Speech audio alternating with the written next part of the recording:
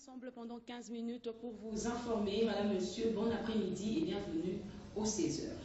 Et nous débutons ce journal par la publication hier du rapport ITIE 2012 sur la transparence dans les industries extractives. Le coordonnateur national de l'ITIE RDC revient sur son contenu au micro d'Antoine Roger Boulamba.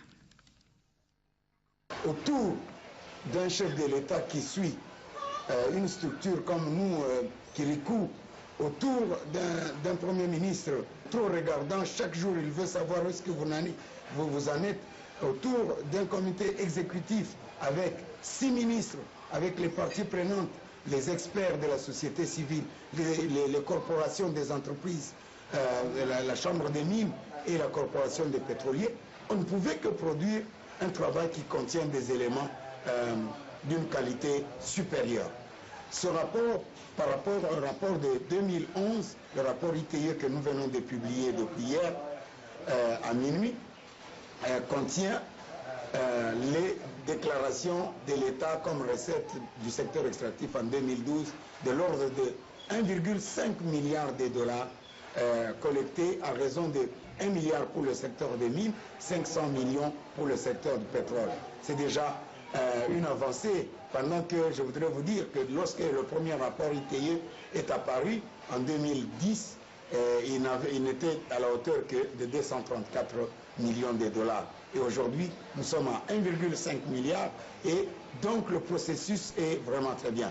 Maintenant, on peut savoir ce que chaque entreprise a déclaré comme produit et aussi a déclaré comme volume d'exportation.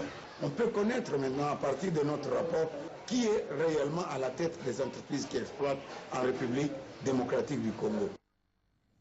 Pendant son séjour à Mwanda, au Bas-Congo, le ministre des Hydrocarbures a visité la torchère verticale et le centre de traitement de déchets de Perenco, REP, Bobette et Inga.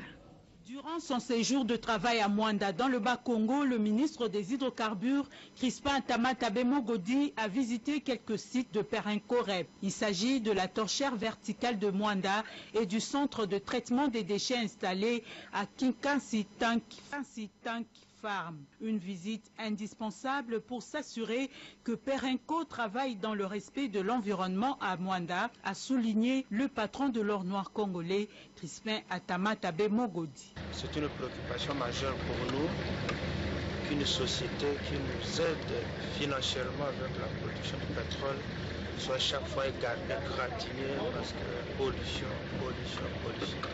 Nous venons d'assister maintenant à un spectacle, je crois, convaincant pour moi-même et pour l'organe notamment le Sénat, qui nous accompagne, qui nous pousse à faire davantage pour que puisse être une société qui produit proprement.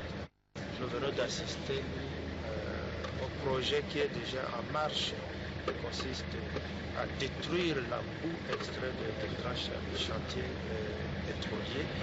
Le sol sera donc nettoyé et reconverti, prêt pour l'agriculture. Je suis satisfait que cela, au lieu d'entreposer, fait un montage pour l'environnement.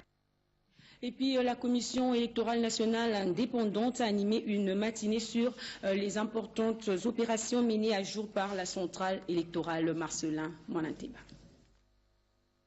Le point de départ de cette journée riche en activités est la maison des élections où plusieurs jeunes, membres du Conseil national de la jeunesse, se sont réunis autour de M. Jean-Baptiste Ndundu, membre de la plénière de la CENI en charge du cadre de concertation Jeunes et élections. Qu'entouraient les autres membres de la CENI, Elodine Tamuzinda et Noël Caputo. M. Jean-Baptiste Ndundu a donné un message sans équivoque à cette masse juvénile pour une participation massive aux opérations de consultation de listes provisoires des électeurs et de la délivrance des cartes d'électeurs. La Commission électorale nationale indépendante a collecté des données, a déployé du matériel pour pouvoir arriver à cet affichage des électeurs. La partition des jeunes aujourd'hui et des électeurs, c'est celui d'aller consulter les listes des électeurs. Dans le deuxième temps fort, la salle paroissiale du Centre Liloba, dans la commune de Lemba, a vu l'expert en sensibilisation de la CENI, M. Delion Kimbolongu, échanger en matinée électorale avec les membres du réseau d'éducation civique au Congo. Le sujet abordé est la fiabilisation du fichier électoral et son succès quasiment avéré et les efforts qui restent encore à accomplir.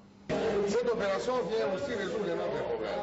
Nous allons tirer les données de cette opération pour proposer le projet de répartition du nombre de sièges. On ne le saura que lorsqu'on aura maîtrisé la base de données de tous les électeurs congolais. En sport, l'actualité reste dominée par la publication hier de la liste des présélectionnés pour la CAN 2015, publication faite par Florent Ibengue, entraîneur de l'équipe nationale de la RDC. Reportage Laetitia Dembo.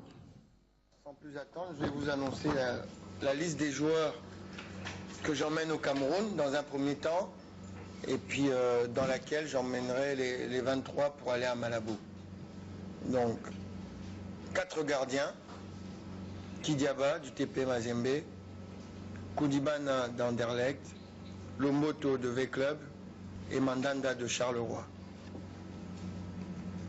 10 défenseurs, Bangala du DCMP, Kasusula TP Mazembe, Kimwaki TP Mazembe. Je vais plus vite ou moins vite? Bon, vous allez revenir un peu. Isama Kabuscorp en Angola, Lomanissa, l'ASV Club, Mabele, ASV Club, Mbemba, Anderlecht, Mongungu, Evian, Tonon Gaillard en France, Walembo, Coimbra, Portugal, et Zakwani, Peterborough en Angleterre. Au nombre de 10. Milieu de terrain, Kagé, à Genk en Belgique, Kebano, Charleroi, Belgique, Lema, ASV Club, Makiadi, Werder de Brême, Mulumbu, West Brom en Angleterre, Munganga, ASV Club et Distel Zola, Châteauroux, France.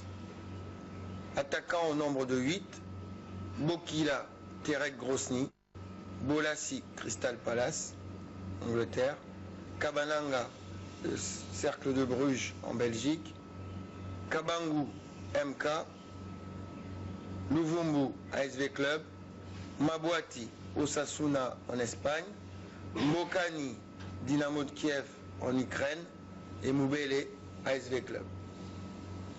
Voilà la liste des 29 qui sont appelés à aller au Cameroun, à Yaoundé dans un premier temps, et puis ensuite il sortira 23 noms pour aller à Malabo. Et on se quitte sur ces images. Le ministre de l'Enseignement supérieur et universitaire et la vice-ministre des Droits humains étaient les invités de marque des professeurs de l'association des professeurs dénommée PANDA. C'était pour célébrer leur nomination au sein du gouvernement de cohésion nationale. Reportage. Les professeurs regroupés au sein de l'association PANDA ont organisé une réception en l'honneur de 2 de leurs membres nommés dans le gouvernement de cohésion nationale. Il s'agit du professeur Théophile Mbemba Fundou, ministre de l'Enseignement supérieur et universitaire, et du vice-ministre de la Justice et Droits humains, Christophe Mbosson Kodiampouanga. Cette rencontre ne visait autre chose que l'unité de tous les Congolais pour le développement de leur future province. Le vice-ministre de la Justice et Droits humains s'est réjoui de l'initiative prise par PANDA. Il a appelé au soutien de tous pour la réussite d'immenses tâches gouvernementales leur confiées. Chers professeurs originaires du Congo, pour l'initiative que vous avez prise d'organiser cette cérémonie pour honorer vos frères qui avons été nommés au gouvernement. Tous nos sincères remerciements du fond de notre cœur. Pour sa part, le ministre Lessu et président de l'association PANDA a insisté sur l'esprit des réconciliations qui devra désormais caractériser toute l'élite du Congo. Nous sommes capables, là où nous sommes, là où nous vivons, de nous distinguer, de montrer que nous sommes des femmes et des hommes de valeur, mais nous ne sommes jamais capables de nous mettre ensemble. À ce moment-là, exploiter notre intelligence au service du Congo. Quelques jours avant ces retrouvailles, le pilier du Congo, les 2 nominés avaient été reçus par les collectifs des parlementaires congolais. Un commentaire de Suzanne Loumana. Voilà, madame, monsieur, c'est par ici que nous bouclons cette session d'information. Merci de votre fidélité. D'ici là, portez-vous bien, surtout bonne année 2015. Au revoir.